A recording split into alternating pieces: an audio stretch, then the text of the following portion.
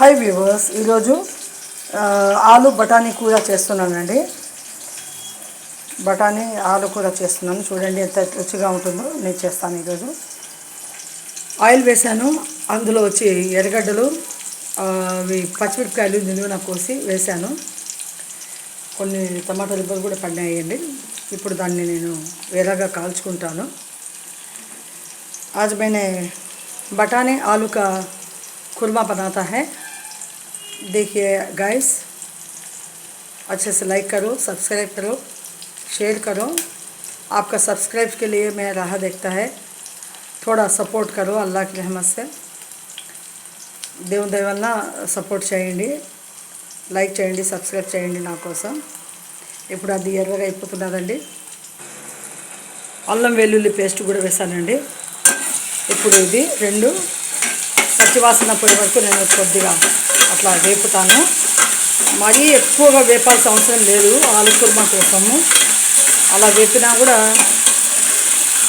ఎక్కువ మాడి వాసనలాగా, చేదు వాసనలాగా అట్లా వచ్చేస్తుందండి, చేదులాగా వస్తుంది. ఈ కుర్మాకి, ఆలు బఠానీల కుర్మాకి కొద్దిగా ఎర్రగానే ఉండాలి, పచ్చి పచ్చిగా ఉండాలి ఎర్రగడ్డలు వచ్చి, అప్పుడు చాలా బాగుంటుంది.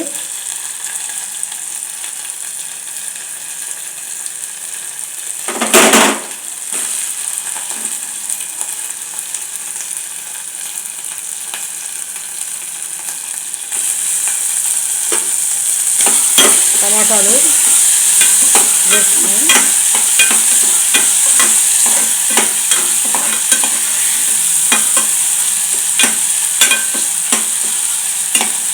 బాగా కొంచెం కొత్తిమీర కూడా వేసుకోండి. పైన గార్నిష్ చేయాలని ఏం లేదు.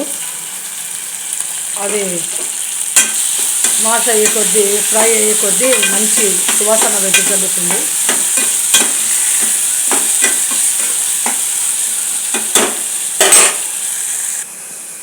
ఇప్పుడు కొద్దిగా పసుపు, ధనియాల పొడి, కొత్తిమీర వేసేసానండి. ఇంకా ఈ టమాటాలు, ఎర్రగడ్డలతో పాటు పచ్చిమిరపకాయతో పాటు బాగా వేగుతుంటాయి. ఎర్రకారం వేయద్దండి, బాగుండదు. టమాటాలు అలా ఇలా ఇలా అని చిదిబండి బాగా వేగిపోతాయి.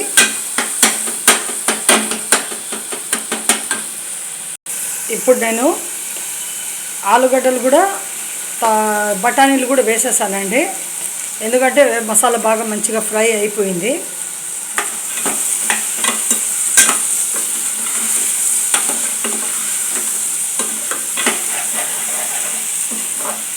ఇందులో మీరు కూరలాగా పనిచేయాలన్నా, చపాతీలో, పూరీలో కావాలన్నా బాగా నీట్గా వేసుకోవచ్చు. కొద్దిగా నీళ్ళు వేసి ఫ్రై చేయండి.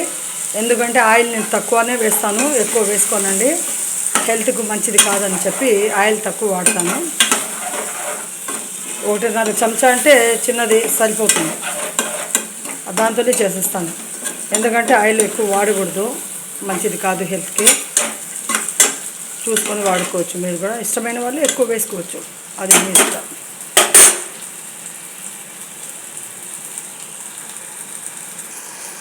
ఉప్పు కూడా వేసేసానండి. ఇంకా చూడండి ఎంత చక్కగా ఉందో.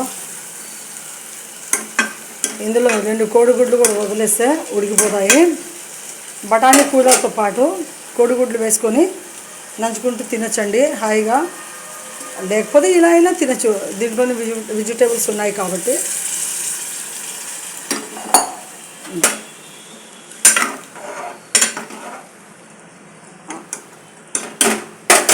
ఆ మాత్రం నీళ్ళు చాలండి. లేదా కొంచెం ఎక్కువ మంది ఉంటే ఇంకా ఒక అర గ్లాస్ అట్ట వేసుకోండి. కొన్ని చికెన్ ముక్కలు ఎత్తి పెట్టినానండి.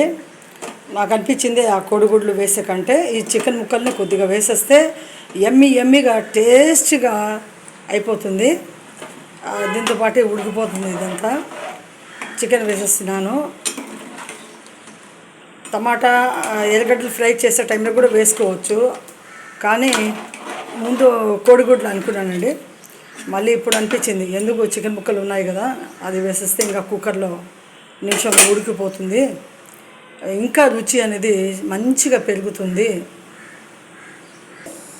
కుక్కర్లో పెట్టేశాను. ఇంకా చికెను, ఆ తర్వాత బఠానీలు, ఆలుగడ్డలు, మసాలా ఇవంతా కుర్మా బాగా తయారైపోతుంది. మంచి రుచిగా ఉంటుందండి. తొందరగా అయిపోతుంది. చూడండి చక్కగా ఉడికిపోయింది. ఇప్పుడు మీరు హాయిగా తీసుకొని మీరు వాడుకోవచ్చు. ఎంతమంది ఉన్నా కూడా అన్నంలో కలుపుకొని వేసుకోవచ్చు. పూరీలో అట్లా కావాలి అని అనుకుంటే ఇంకొంచెం గట్టిగా చేసుకోండి. ఇది రైస్లో కూడా వాడుకోవచ్చు, లేదా చపాతీల పూరీలో వేసుకోవచ్చు. ఇంకా కొద్దిగా గాఢంగా ఉన్నా మీకు ఇష్టమైతే వేసుకోవచ్చండి. కానీ మరీ ఎక్కువ గాఢంగా ఉన్నా కూడా బాగుండదు. అందరికీ కర్రీ అనేది కలిసి రావాలి కదా. బాగా అంతా ఉడికిపోయింది. చికెన్ కూడా బాగా ఉడికిపోయింది.